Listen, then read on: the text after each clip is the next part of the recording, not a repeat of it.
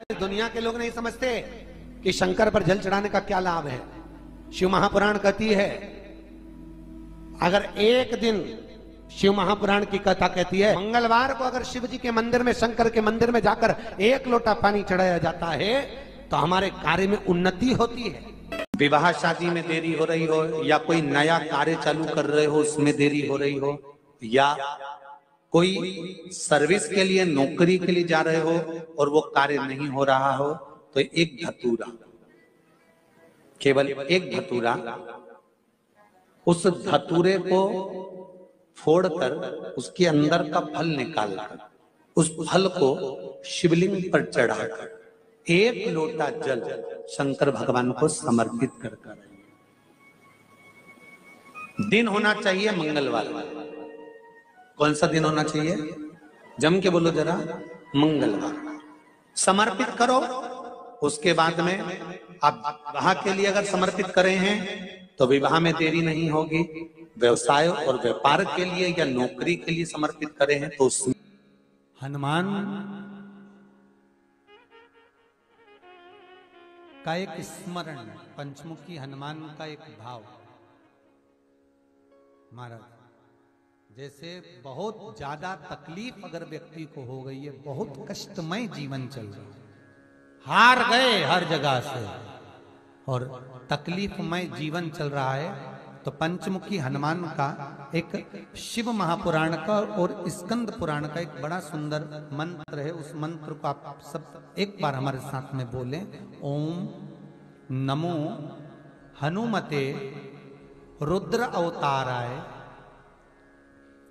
सर्व शत्रु संहारणाय सर्व रोग हराय सर्व वशीकरणाय रामदूताय स्वाहा।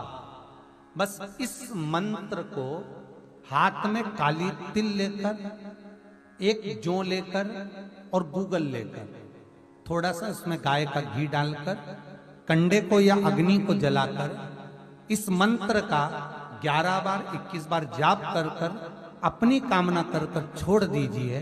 कैसा भी रोग हो, बीमारी हो, कष्ट हो, दुख हो, तकलीफ हो, 21 दिन के अंदर वो आनंद आना प्रारंभ कर देता है।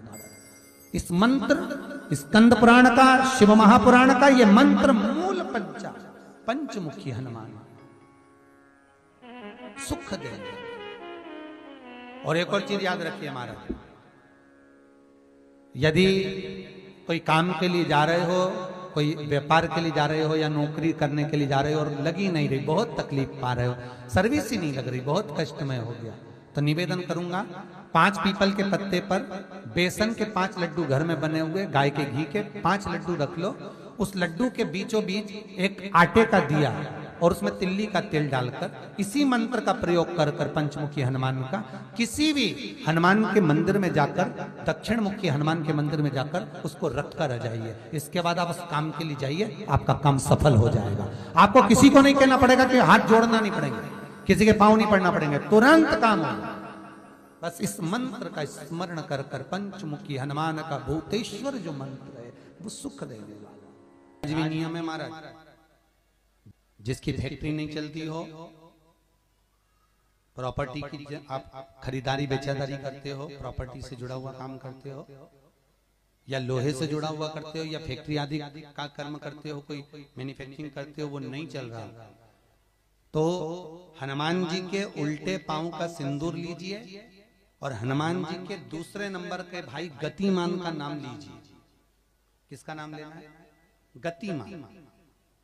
गतिमान का नाम लेकर फैक्ट्री के बाहर या फैक्ट्री पर एक स्वस्तिक का निर्माण कर दीजिए, हनुमान जी के उल्टे पांव के सिंदूर और गतिमान का नाम लेकर।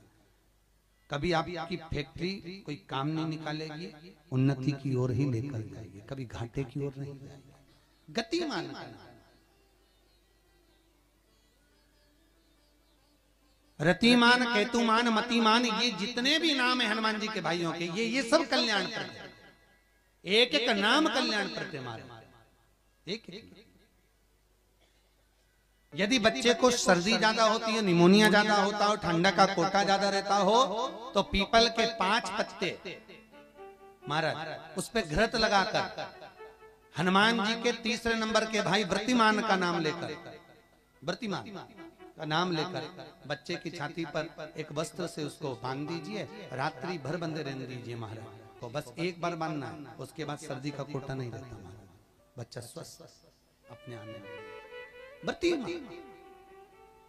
हनुमान जी महाराज के जितने भी भाई हैं सबका आनंद सुख चरणारविंद। अगर किसी पति पत्नी में झगड़ा चल रहा हो, प्रेम नहीं बढ़ रहा हो, बहुत क्लेश हुई और अदालत में बात पहुंच गई, तलाक होने वाला है, तो भी गतिमान का नाम लेकर हनुमान जी के मंदिर में एक ध्वजा लगा दी जाती है और उस पर ध्वजा पर स्वस्तिक बना दिया जाता है गतिमान का नाम लेकर। तो पति पत्नी का प्रेम वापस बढ़ जाता है और तलाक नहीं होता है महाराज। जिसका तलाक नहीं चाहिए, अगर मन से सोच के बैठे कि तलाक चाहिए तो मत करो, पर नहीं चाहिए, प्रेम बढ़ाना है, उसके लिए गतिमान। ये लोग तो ऐसे, उनको आज तक हनुमान चालीसा पढ़ना नहीं है, आज तक कोई चालीसा, चाहे गायत्री चालीसा हो, लक्ष्मी चालीसा हो, शिव चालीसा हो, पढ़ना ही नहीं आती। बस बैठ गए भगवान के सामने और पढ़ लिया आसन लगा के। नहीं नहीं नहीं, चालीसा पढ़ने का भी एक नियम है। अगर कोई लक्ष्य लेकर पढ़ रहे हो तो उसका एक नियम है।